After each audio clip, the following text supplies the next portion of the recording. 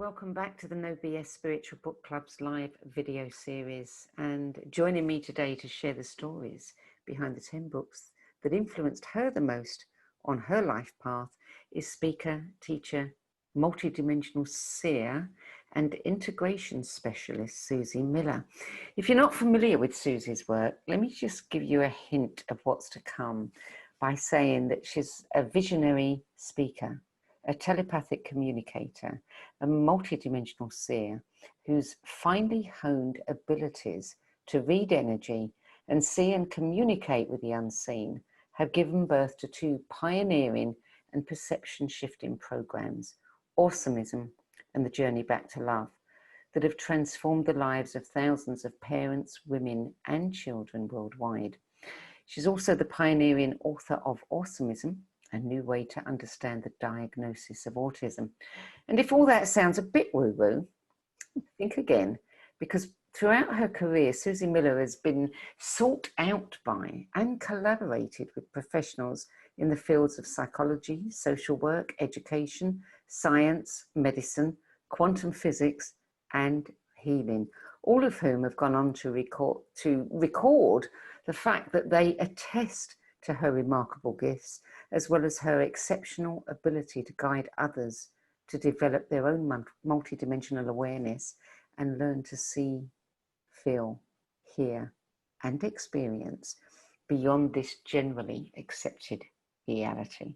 So if you have questions for Suzy, and I can't imagine that you won't, feel free to post them in the chat window as we go along, and we'll address them later at the end of this session. And now, SUZY Miller, welcome. Thank you for joining us. Thanks for coming out to play. Yes, I'm here to play for sure. For sure. And before we start discussing your 10 best spiritual book list, two questions we ask all our guests. The first one is, what do books mean to you? They're always reflections of what's going on internally. So their books are always reflections, and sometimes they're reflections that jump off the shelf and hit me in the head, and sometimes they're reflections that just take me a little bit deeper into myself. So I love books. So you know that, you know, whatever you're going through at any specific time, if you go into a bookshop, something's going to say, pick me, pick me. Yes, exactly. And sometimes it just jumps out and hits me. Yes. Yeah. I mean, that's such a cliche. Oh, the book fell off the shelf and hit me. But it happens. Totally. Yeah. More often than I can say. Yeah. And the other question, how easy or how challenging was it for you to compile this list? It actually, once I sat down and actually did it, it was pretty easy. I mean, those 10 kind of were so important at different stages of my life. And even as I reflect on them, I can go right back to that time in my life and know exactly what was happening then. So yeah, I think it was pretty easy once I got to it. Well, what I'm going to do with your list is I'm going to take the book that came in at number 1 and I'm going to move it to the very end, because it is such a powerful book. You introduced me to it, for which I thank you. And, you know, it's something that I think we should all know about and we should all utilize, and we'll be better off for doing so. I will be certainly happier. So I'm going to save that one to the end. It's like, you know, the best chocolate in the box. So we're going to start with book number 2, which I cannot tell you how many times this book comes out. Autobiography of a Yogi by Paramahansa Yogananda, published in 1946. It speaks to people at so many levels, and it always fascinates me how it comes into people's lives. How did it come into yours? It actually came into my life a long time ago. I was involved in a Gnostic Orthodox monastery for about 5 years. I was a lay person in that monastery. And at the time, during that time, we had to read all kinds of different books. And that was one that just absolutely stuck with me. So yeah, it was, on the one hand, it was something I was meant to be reading because of my association with this Gnostic Orthodox Church and the Essenes. And on the other hand, once I read it, I couldn't put it down. So yeah. So what was What would you say you took from that book? What was it about that book that impacted you the most?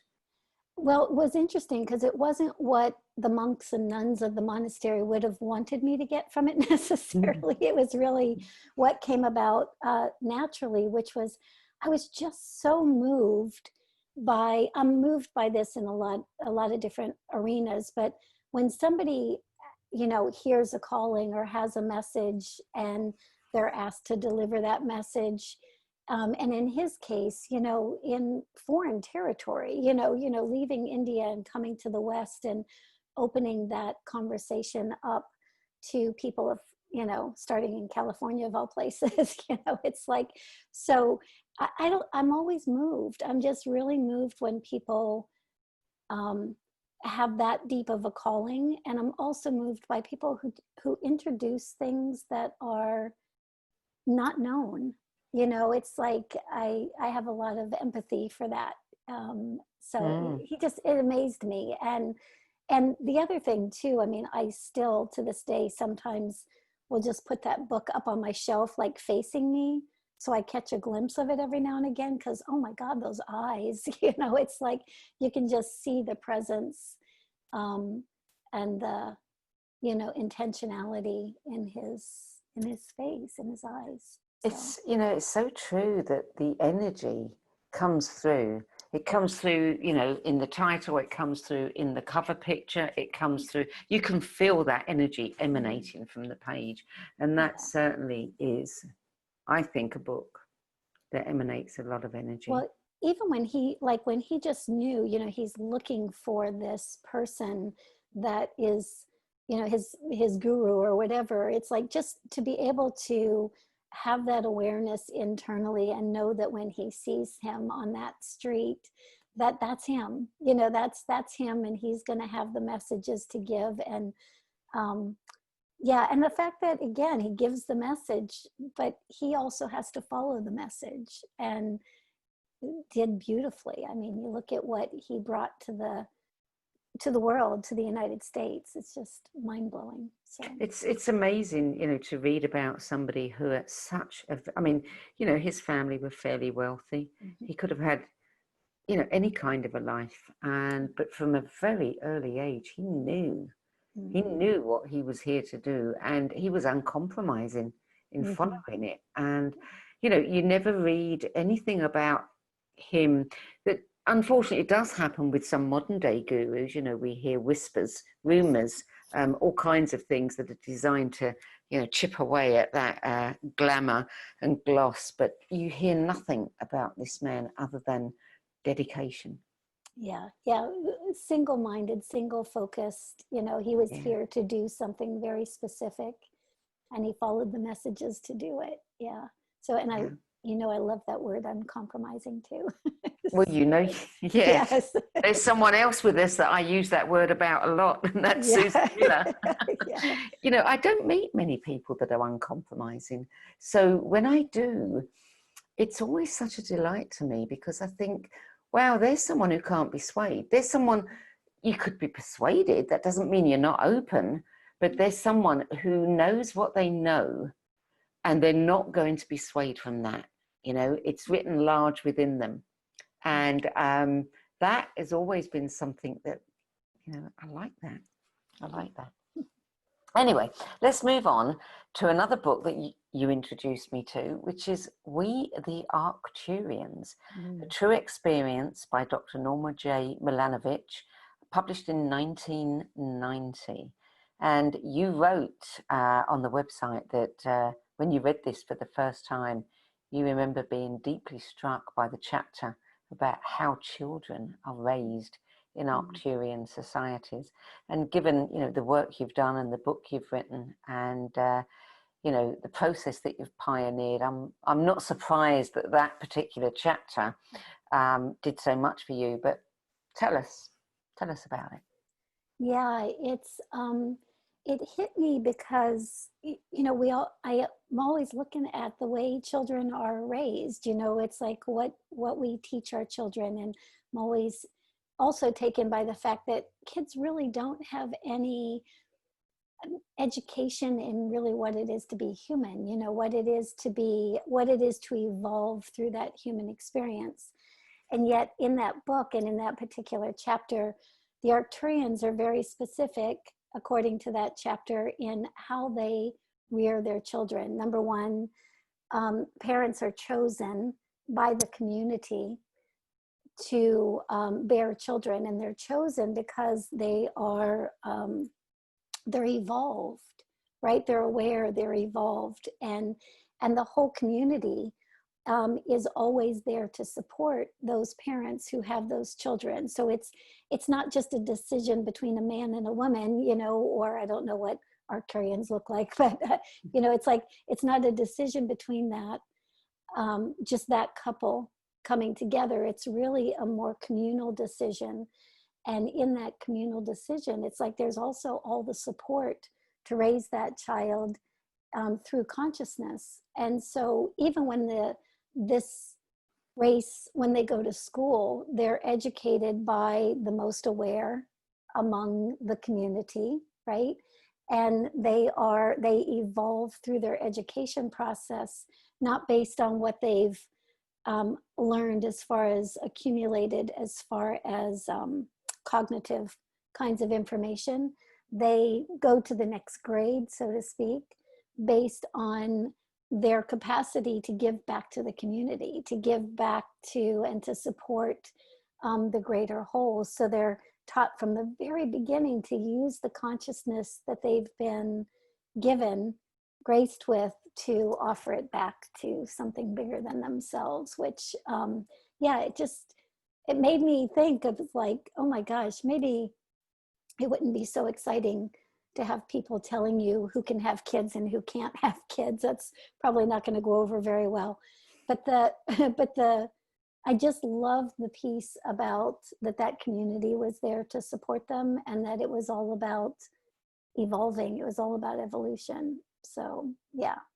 It sounds like something incredibly idealistic. Yeah. And if you think about, wow, what would our planet be like if we did that? Mm-hmm. Mm-hmm. You Yeah, know?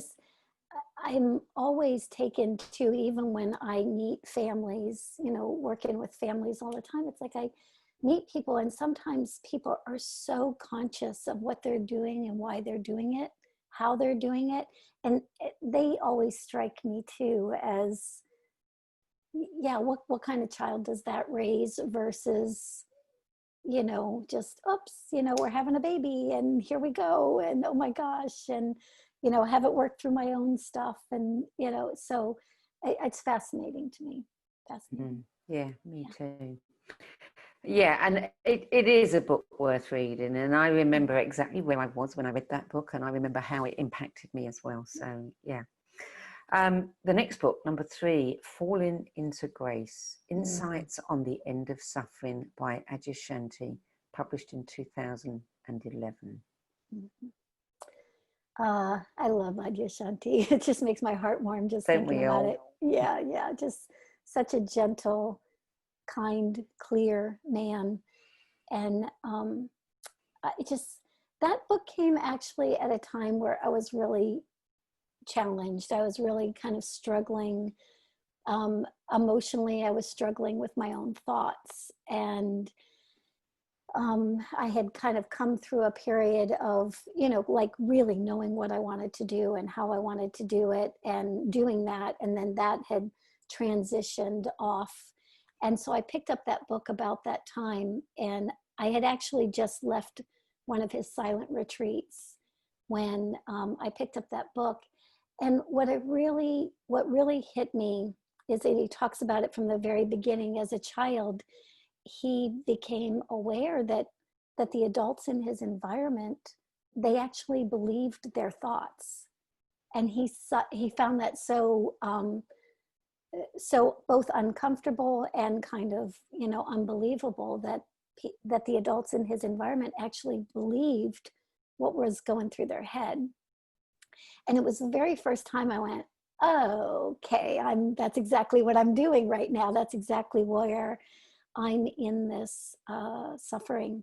You know, it's so just even backing off of that a little bit and maybe not thinking about my thoughts so much and just kind of feeling more into my body. But the whole thing, it's that whole book is like a piece of poetry or something. It's like, it's really fascinating. It's amazing and very insightful as to how we actually create our own suffering, you know, by maybe being a little bit more involved in our thoughts than we need to be. So yeah, that's a big one, isn't it? yeah, it's a huge one. Thoughts. Yeah, we think they are things and they are real, but we need to be more discerning. Book number 4, I Heard God Laughing. Poems of Hope and Joy by Hafez, translated by Daniel Ladinsky, and that was first published in 1996. You're a romantic, aren't you? I am a romantic. I'm totally a romantic. And yeah, you can see I've literally, this book is beat up. I have it next to me more often than not. Hafez, I mean, it's that connection to the divine, that connection to the beloved. And, you know, he, like Rumi, kind of uses words that most of us, you know, don't use on the regular basis, but such an invitation to a deeper place within yourself. And this book was actually given to me by this young woman who, way back in the day, I helped this gentleman transition, and I had never done anything like that energetically. I wasn't even sure why they called me, but she asked me if I would help, and she knew he was dying. And so she just basically wanted to know what was going on, you know, as he was going through that transition. And he was in and out of consciousness by the time I was working with him quite a bit. And it was a fascinating experience to watch him leave his body literally from the lower chakras up. Just, you know, he started taking off. And so after that transition was done and she had had time to mourn and everything, she sent me this book. And it's such a, I mean, I heard God laughing, you know, it's such a testament to life that it really touched me. It just really hit me that here she had just gone through this amazing transition with her father. And and she saw it as life-giving, you know, so it was really cool. So I do read it a lot. It's interesting that some of our best poetry, you know, it comes from Sufis. Totally, yeah. And ancient, you know, I mean, 15th century, 16th century, you know, it's like, and it's always amazing to me too how relevant it is. I mean, I can read one of their poems, Rumi or Hafez, today, and it's just as relevant, I'm sure, as it was back in the day. So, yeah. So book number 5, this is another book that I read years and years ago, and you've made me want to reread it. Dancing in the Shadow of the Moon, Michelle Smallwright, Perelandra. 1991 she published that. Yeah, wow, Michelle Smallwright. You know, talk about a pioneer. You know, she's, I think I put on the thing I wrote about that, you know, Penny Kelly is another person that falls into that category for me, where, you know, they were having these multi-dimensional, multi-reality experiences, you know, way back before anybody was having any conversations about this whatsoever. And so, you know, and Michelle Smallwright started Perelandra, like the flower essence company, which is amazing. But this particular book is not about this. This particular book is about her, what she calls a split molecular process. So, and I was really having, at the time I read this, I was really having some crazy experiences that I had no way of grounding into my body. I hadn't heard anybody talking about some of the things that were going on like this. And so as I was reading this, I was going, oh my gosh, even to the point where, well, let me explain the process first, and I'll tell you what some of the synchronicities. But one of the things that would happen to her is she would fall asleep in, you know, at the end of her day on the farm at Perelandra. She would fall asleep and she would wake up and consciously be in another reality. She'd consciously be in another place that she called the cottage. There would be other people there. She looked slightly different than she looked, you know, in her day job, let's say. And she was aware of things that she wasn't necessarily aware of there. So it was definitely like there were two Michelles, right? And one was existing in daytime and one was existing after she fell asleep, but in another daytime. And number one, it was just fascinating to me. On the one hand, I'm thinking, this woman literally never sleeps. You know, it's like she's literally consciously aware of these different realities.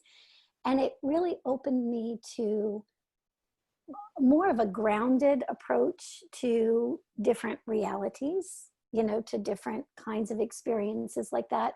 But I remember one day I was like laying on the sofa, you know, with my feet up on the sofa, and I'm reading this book, and she's talking about the cottage, and she's talking about, you know, she's talking about the flowers, she's talking about the thatched roof on the cottage, she's talking about the way it looks. And I look up, and the painting that I had at the time over my sofa was of a cottage with all these flowers and all this other, and I was like, oh my gosh, it's like a little part of me hoped she'd just pop right out of the painting and we could have a conversation. But yeah, I think the other thing that got to me in doing the integration work that I do now, I see why I was interested in it then, because just what she went through in order to have this, you know, these two worlds, you know, really function as one, you know, in her physical body and through her physical experience, and the capacity to bring information from one reality into another. And, you know, we can see that all as kind of science fiction or something like that. And at the same time, we're all doing some version of that all the time, right? You know, we're all picking up information from somewhere else that we don't know where we got it from and bringing it into a different reality. She just was living both, which was amazing. Have you ever been to Perelandra? I haven't been there. Yeah, by the time I really wanted to go, she wasn't accepting any more visitors. She used to do tours, but by the time I wanted to go, she wasn't doing that anymore. Me too. And that was sad. Yeah. I'd love to meet her though. I mean, even the images of her in that book, she just, you know, it's like women get to a particular age in their life and a particular state of their own awareness, and they're like, I don't really care what you think, you know. It's like, so in just even the images that she created for herself were like, you know, ask me a question, I dare you. You know, she's gonna blow your mind. Yeah, for sure. So number 6, another book that I've read, and yeah, what an eye-opener. My Stroke of Insight, A Brain Scientist's Personal Journey by Jill Bolte-Taylor, PhD, first published in 2006. And I'll tell you what I discovered today was that it was first published on lulu.com, which means that she self-published that book. Oh, wow, I didn't know that. Yeah, so it must have been picked up, you know, by a mainstream publisher at some point. But yeah, I unearthed that fact today. So, you know, all those writers out there that are always asking me, you know, can you self-publish and can it go on to be a bestseller? Well, yeah, it can. You can, for sure. Yeah, she's amazing. Amazing. So what was it about this book that particularly appealed to you?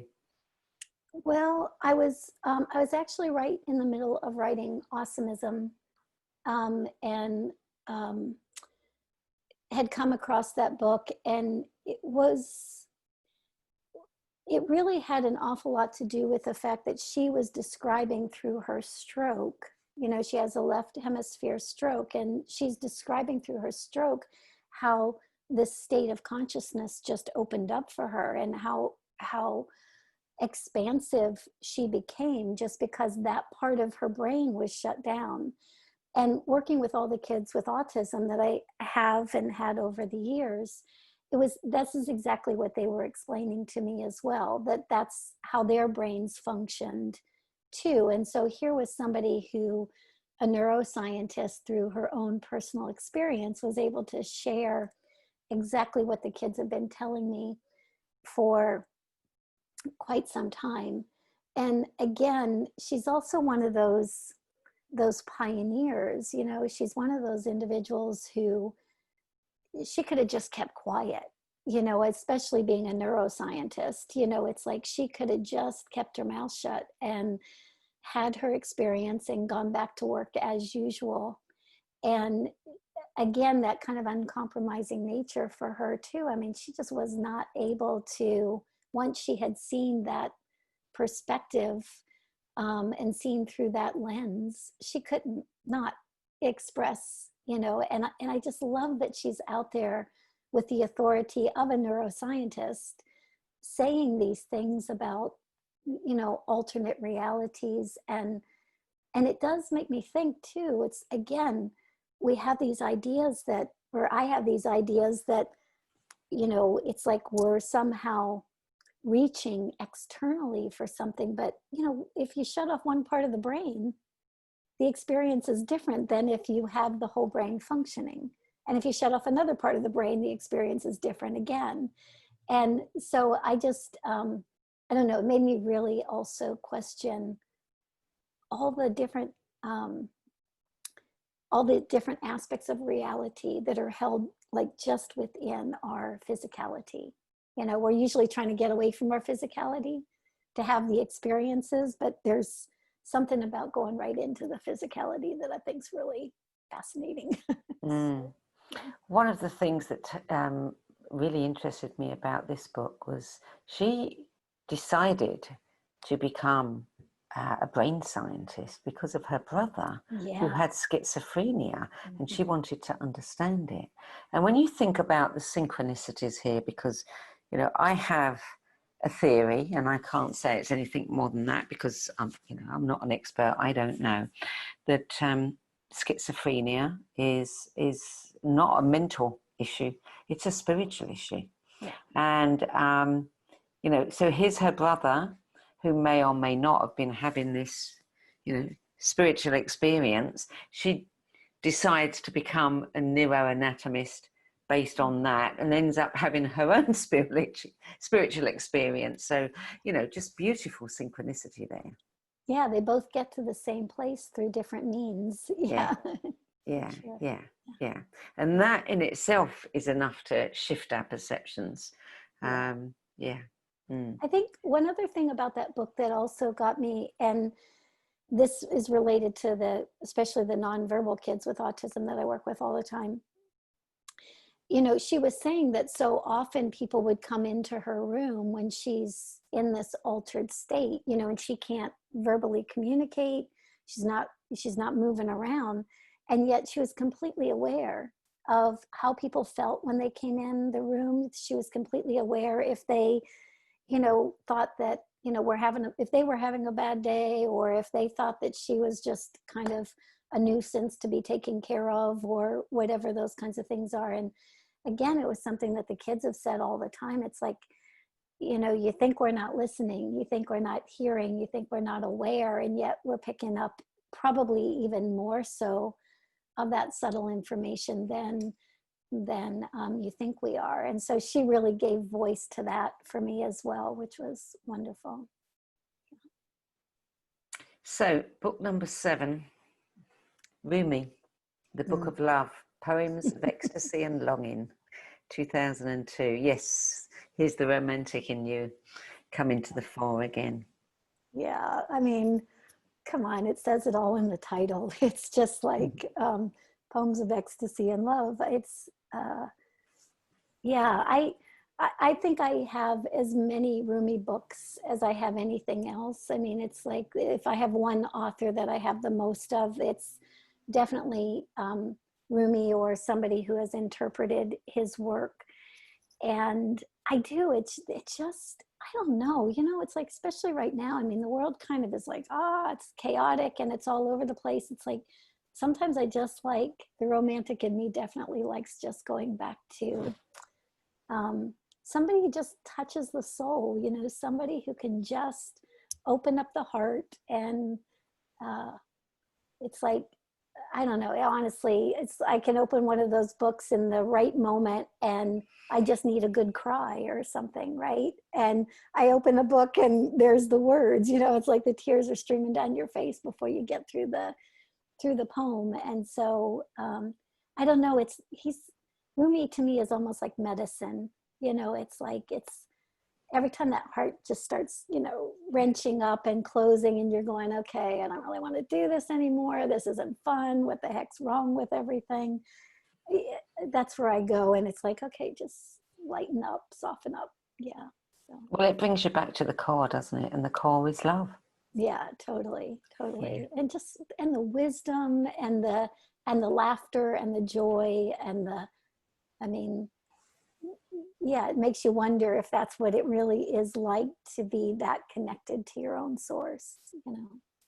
So, yeah. Book number 8, Power versus Force by David Hawkins, 1985, the inventor of the Hawkins scale of consciousness measuring. So I have to confess that I don't disagree. I've read the book. I'm fascinated. I'm intrigued, and I can't find the science in there. So for me, there's always a question mark. Is, you know, it's like the pendulum. Is this, you know, me controlling this? So therefore, how can we actually say it's real? But I know you've had a lot more experience with the Hawkins scale than I have. So tell us what it is about the Hawkins scale that interests you.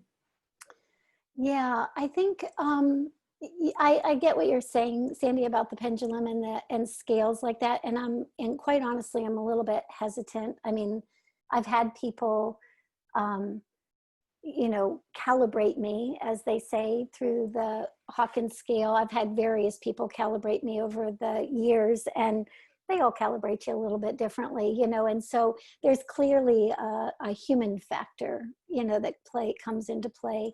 And I did kind of smile because one person in particular who calibrated me, who really didn't like me all that much, that was the lowest calibration. Yes, I thought, fair enough, you know, it's like, you pretty much told me how you felt, that's all right.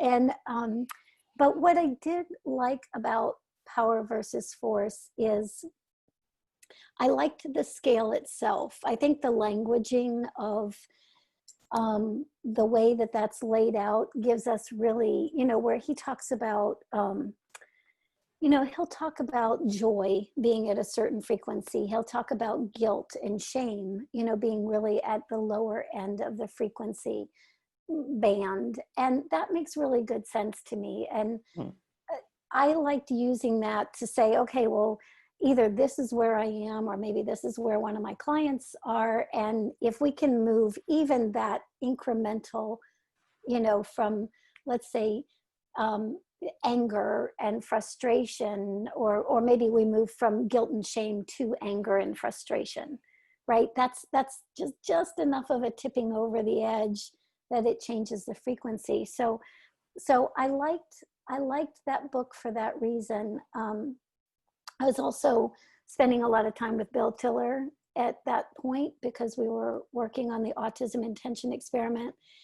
And he, you know, of course, he was a student of Hawkins, and so were many of Bill's students. So that's where all this calibration stuff started really coming into play.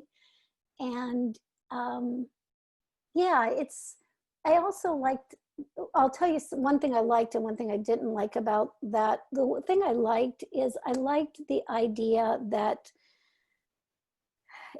we could find out, or we could have an idea of where somebody was, you know, like, so a lot of times the way somebody talks and where their consciousness can be two different things. It's like we can speak to a deeper part of somebody if we understand kind of where they're coming from at a deeper level. So I liked that part of it. What I didn't like as much is the way Hawkins developed that scale.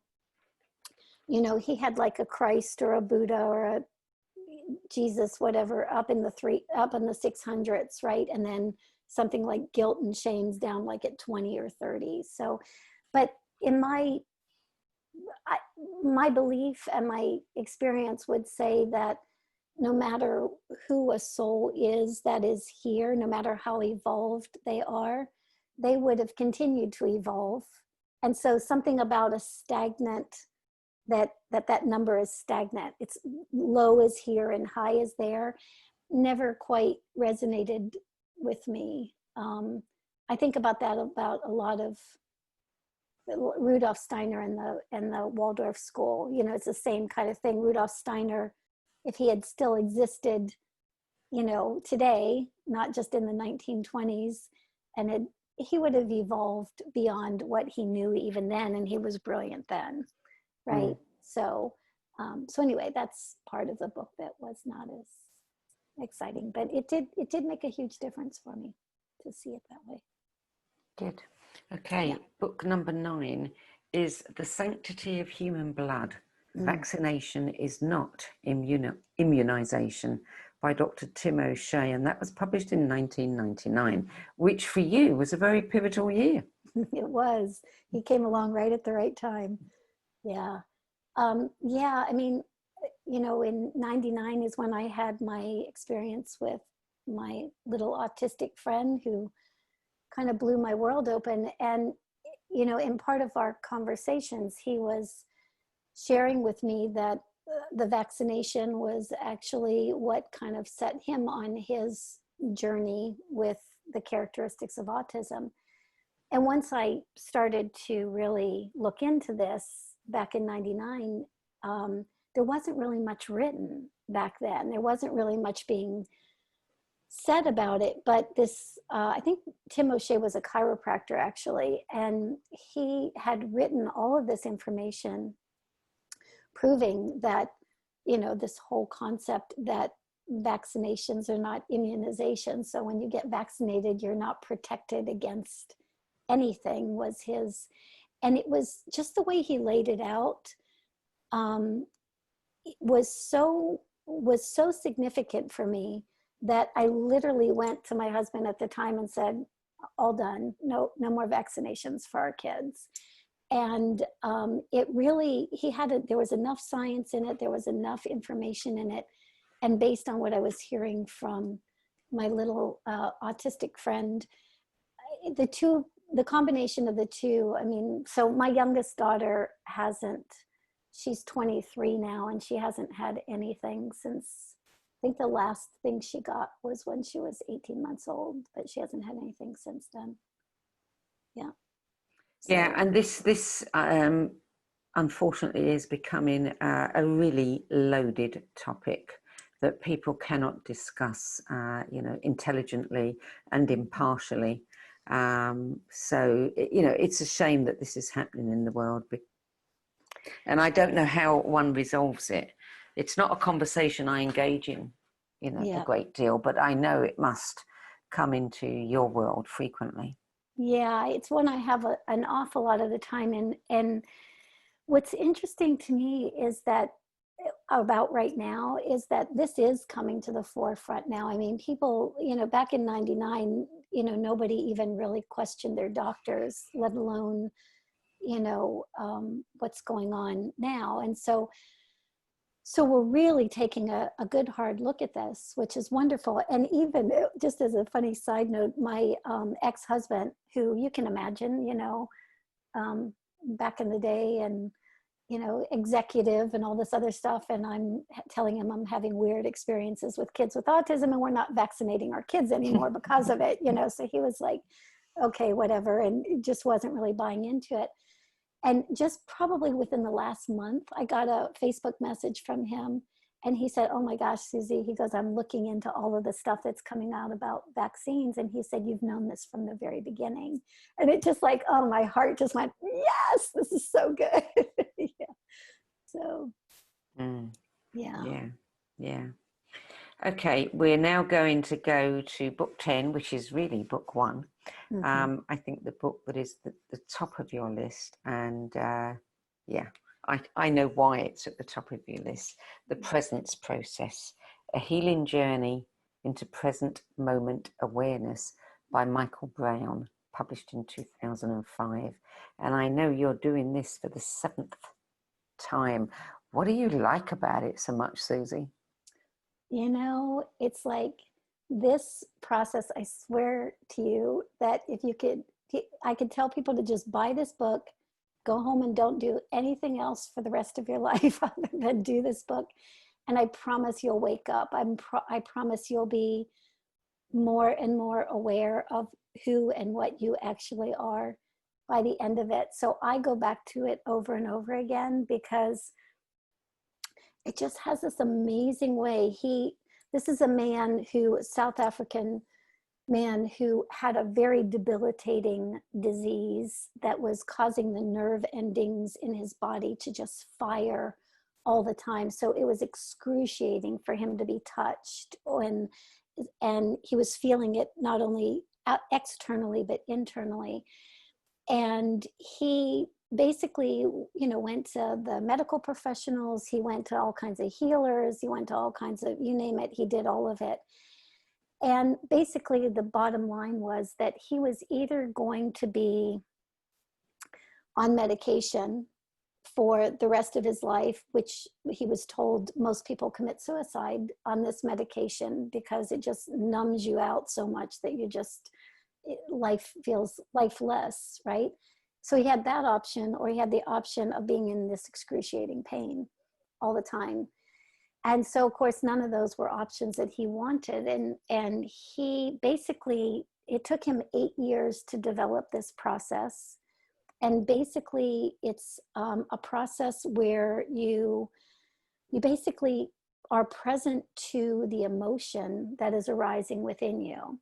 So he always says, we all get triggered every day, right? Every one of us gets triggered every day. And we can assume that triggering is negative, or it's something that's working against us, or it's something that's bad about us. And his viewpoint is not that at all. He basically says that the person who is triggering you is just the messenger. They're just the one that consciously or unconsciously poked that button of that emotional energy that never got healed, never got met, never got integrated.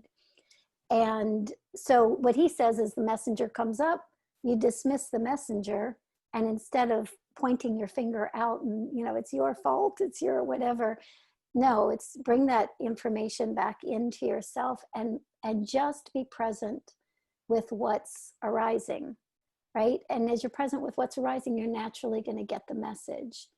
So he created this 10-week process, basically. And it involves like a 15-minute breathing practice, continual breathing. And then there are statements to make, like my statement for this week is, I integrate charged emotion. So when I'm just, not thinking of other things, that's my phrase that's meant to be running through my head. And I got to say, I've done it. I'm probably in the 5th or 6th, I think it's 6th week now, 7th time through. And every single time, it's like whatever is arising, I can immediately find where the core of that was, right? Just by doing this process. And what I love about Michael Brown too is, the guy could have really made all kinds of money, creating practitioners and doing this on a world stage. He basically said, here's the book, go do it, which I really appreciated and loved about him. And it's true, if you just take the book and do it, actually do it, it works. And I use it all the time. It's mandatory reading for a lot of the courses that I facilitate. But even with the clients that I'm working with, I use it every single day. And the cool thing is that it's proven to me that when we layer out the parts of our subconscious that never got met, never got loved, never got appreciated, doesn't matter why or who or what, but when we actually turn around and meet those parts of ourselves, that energy integrates, it clears, and what happens immediately is the bigger part of ourselves starts flooding in, right? It's almost like the bigger part of ourselves has no place to anchor with all of that old trauma. So I tell people all the time, and I so wholeheartedly believe this, it's like as far out as we go into the ethers, into multidimensional realities, that's as far in as we have to go within our own psyche to give that a resting place. So brilliant, man. I love that guy. It's just amazing. Yeah, and it is quite a testament that he stepped back and, has chosen not to make lots of money out of this and be a public figure, just hand it off, and give this gift to the world. And I have to say that even if you just read the book and don't do the process, it is going to affect you. It is going to affect you without any doubt whatsoever. It was the one book that I literally, I can't even remember now how I found it or who recommended it to me, but I remember when I went and picked it up at the bookstore, I just, you grab the book and I, just was holding it. I was going, whew, there was just something that was so exhilarating just about holding it. And I remember going home and going to sleep that night, and it was laying on the end of my bed, wasn't ready to start it yet. And it literally took me about a year until I did start it, which I think is pretty typical for most people that I recommended to it as well. But I remember putting it on the bed and going to sleep that night and just like having this dream, like of all of this like darker kind of stuff. And I was like, oh, I don't want anything to do with that book because, it's bringing up all this stuff. Only to find out a year later when I did start it that, that's exactly where you want to go, into that shadow stuff and reclaim the power of it. So that's very cool. Part of the description of it on Amazon says what the presence process procedure reveals through direct experience is that any attempt on our behalf to get rid of our emotional discomfort through reaction is futile. Instead, it experientially reveals to us the miraculous transformation which unfolds when we embrace the lifestyle of conscious emotional responsibility. And couldn't we all use that right now? I mean, you think about it, it's like you watch what's going on in the world and people pointing fingers and, this faction of humanity against that faction of humanity. And it's, okay, we're all seeing what we're seeing now, but we've created that out of our own shadow, right? We've created that collectively out of our own shadow. And the cool part is if we know that, we get to reclaim the power of that shadow and start again. We get to do it again. So, cool. So it's probably a bit of a silly question to ask you. Which of these books, this 10 best list of yours, if you were to choose one book to give to somebody that you cared for who was starting out on their spiritual path, which one would it be?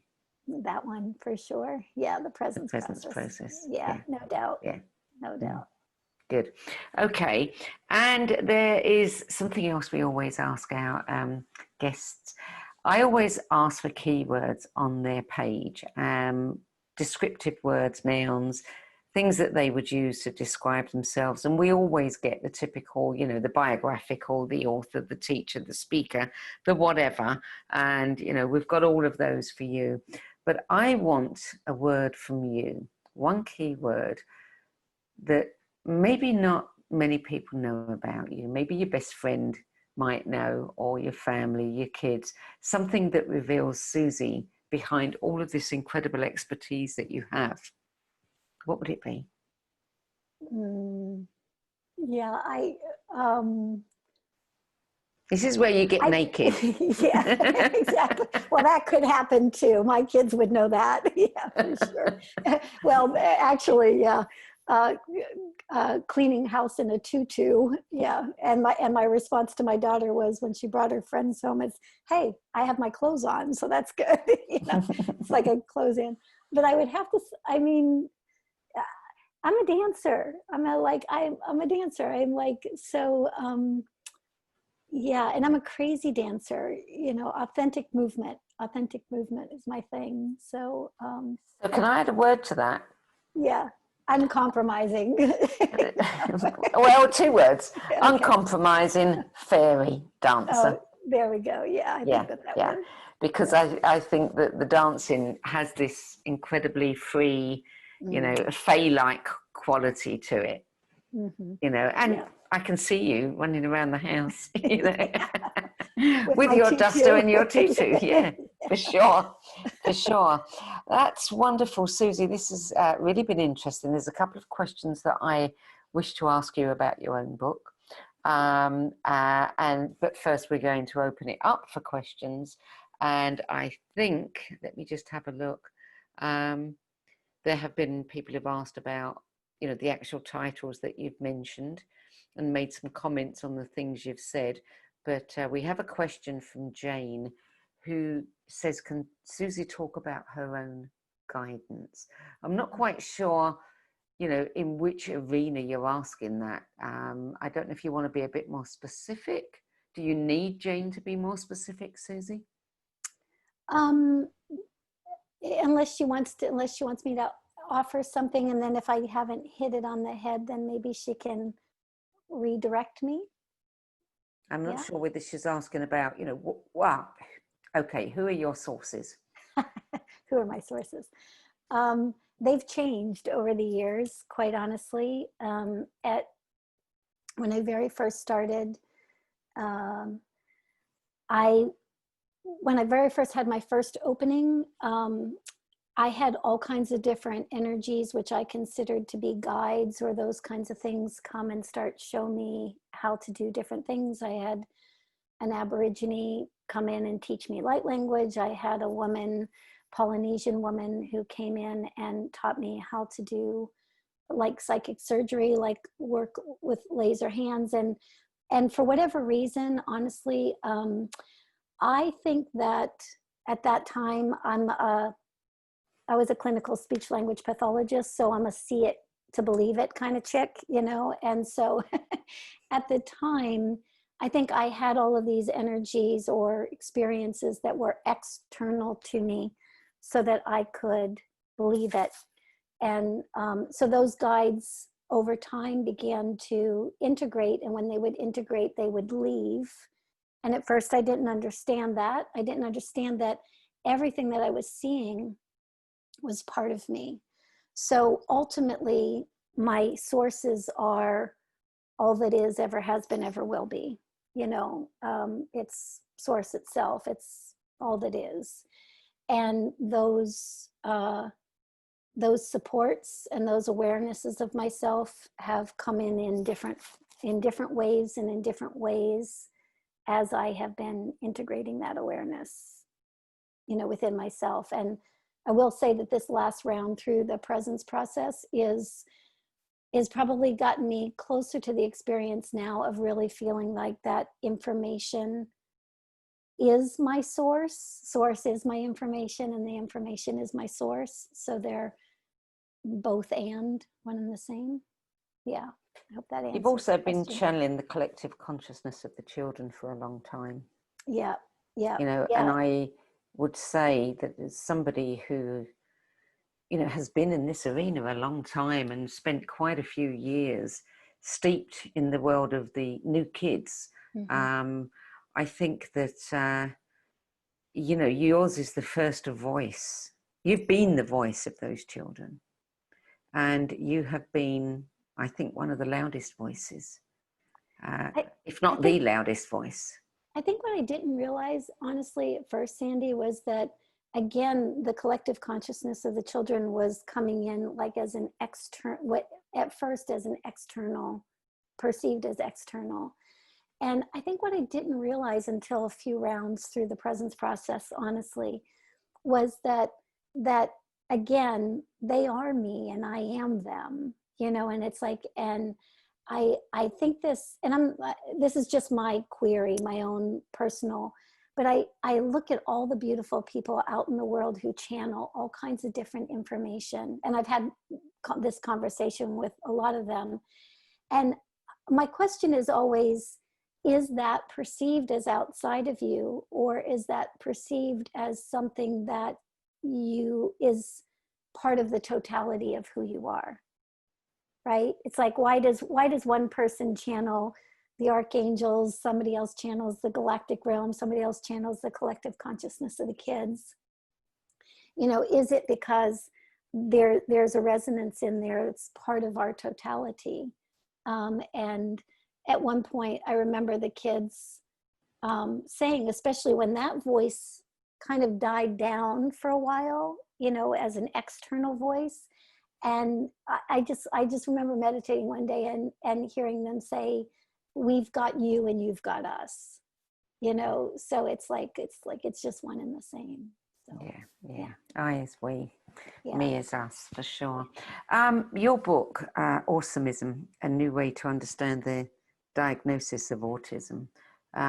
Your life changed in 1999. I don't know how many of our viewers or the people who are with us today know your story, but it is an absolutely incredible story.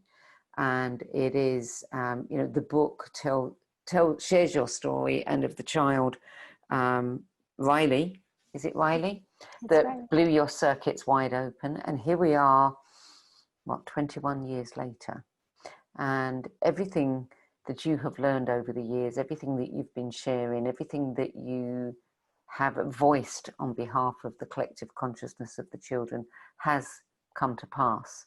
And I can personally vouch for your authenticity and your gifts and, the messages that you've shared. What do we need to know now about what is going on in the world? What do the kids, the collective consciousness of the kids, have to say about the future that we're creating for them? And, for the earth and for humanity, can you share something with us? Yeah. Again, it's the future is based on not our conscious intentions, but our unconscious programming, right? So that I just had a conversation with a young man diagnosed with autism on Facebook the other day, and I had just gotten finished teaching a class, the Autism Integration Series, and we were talking about just how important our own inner work is, and especially when it's related to energetically sensitive kids, right? And so they feel first. They feel first, and they've always told me, feel your way through life, don't think your way through life. And so, if there was a message coming from them at all, it's just that we really do have this amazing invitation right now to feel. And sometimes we're feeling because the shit's hitting the fan, and we're used to being able to avoid certain situations. We're used to able to avoid certain conflicts, but we can't do that now. We're locked in our houses, got people around us. Those feelings are coming up, right? And every time I have any conversation about that with that part of myself at all, it always goes back to be with it. Be willing to be with it, because if we neutralize it, and the stuff that has happened in the past never happens again. We really do get to create the world that we would like to live in. But first we have to create a palette, a place for that creation to come out of, right? And so giving ourselves the opportunity to just, I know we were all taught that certain feelings are good and other feelings are bad, but from the bigger perspective, darkness and light doesn't see any difference in our capacity to evolve, right? They're both pushing us to evolve. And so when we actually give ourselves the opportunity to kind of be in that energy, be with it, something neutralizes. And there's all of this life force energy that comes back in, and we create from there. So. Thank you for that. You know, you burst onto the scene with your work with Awesomism. And over the years, that has evolved beyond just working with the children. Although we know that often you weren't working with the children, you were working with the adults around the children. Always, Always, yeah. But you started a series called The Journey Back to Love. Mm-hmm. What don't we know about love? What is missing? You know, why does this keep coming round again? Why do we have to make this journey back to love? Yeah, because we are love at the core. We are absolutely love at the core. I mean, we come in to this through my lens anyway. We come into this big, bright, beautiful being, right? Being, essence, right? And then we get conditioned, right? We get conditioned, and through no fault of anybody who's doing the conditioning, they're just trying to help us figure out how to function the best way we can as, you know, human beings. And they've had hurts and sorrows, and, you know, they've learned through experience, right? So they're trying to prevent us from having the same pitfalls. So we get all of this conditioning that layers on top of us. So in my world, that essence is always still there. That essence and that beauty is still there. And we just spend our lifetimes uncovering it. You know, we just spend our lifetimes letting it come back up to the surface. And when the journey back to love started, again, it was this whole idea that, you know, we can perceive because of our conditioning that the whole world is working against us. But what if the whole world, our whole reality is working for us? Even to the point of those people that come up to show us our recurring patterns. What if they're there so that we can be present to those patterns and start to release them? And in the last couple cycles of Journey Back to Love, I added the tagline or the phrase beyond shadow and light. Because again, this opportunity to not see, you know, the bad Suzy, you know, the devil Suzy and the angel Suzy, you know, they're both working for the same boss, right? They're both working to bring and to evolve that consciousness, right? And it's the same, that's the part that blows me away. It's like 7 billion people on this planet. And each one of us have different people standing in front of us, triggering and poking different places of us. Each one of us has different people standing in front of us and telling us the beauty that we are, reflecting back to us the gifts that we have. You know, it's all custom designed by all that is to bring us out back to ourselves, right? So I think that's why we are it, yes, and we have been conditioned out of it, yes, and we can return to it, yes. Yeah.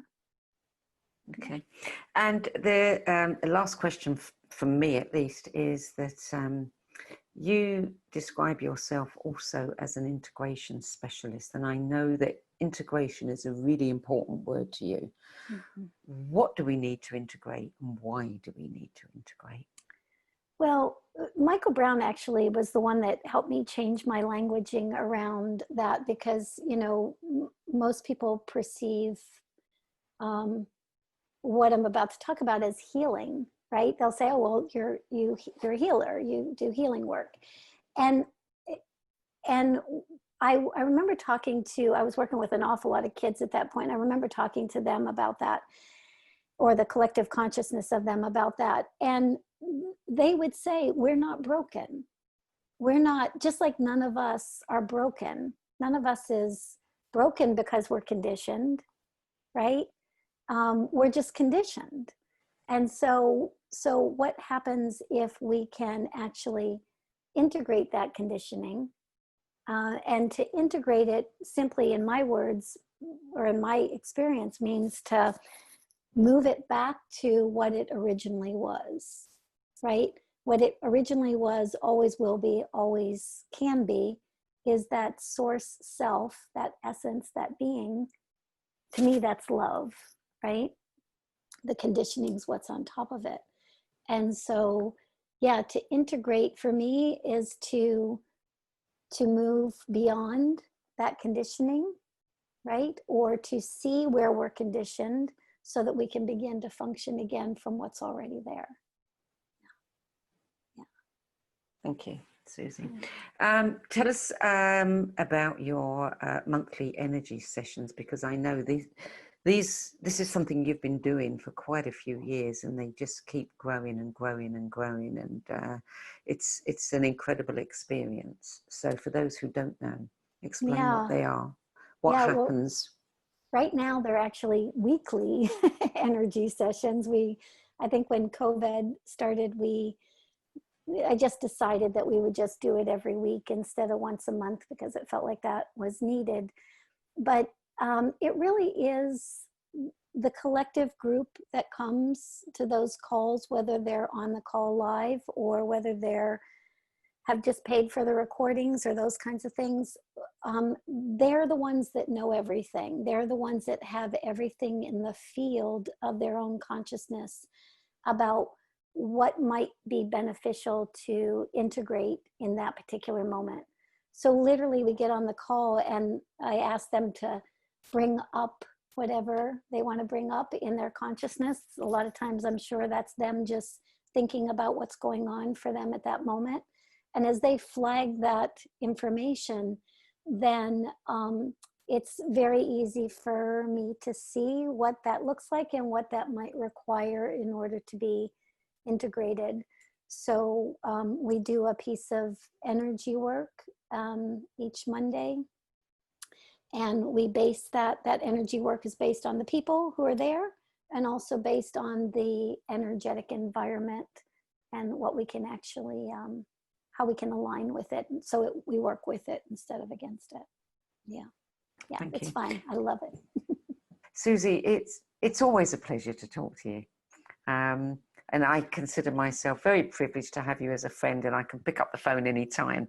But it's also wonderful to talk to you on air about the work you do and your insights. And, you know, I'm always sitting mouth open in awe, wondering how on earth you do it. Still haven't worked it out, but I'm glad that you do. Well, so, I'm glad you do your part too, the grounding part. Yeah. Yeah.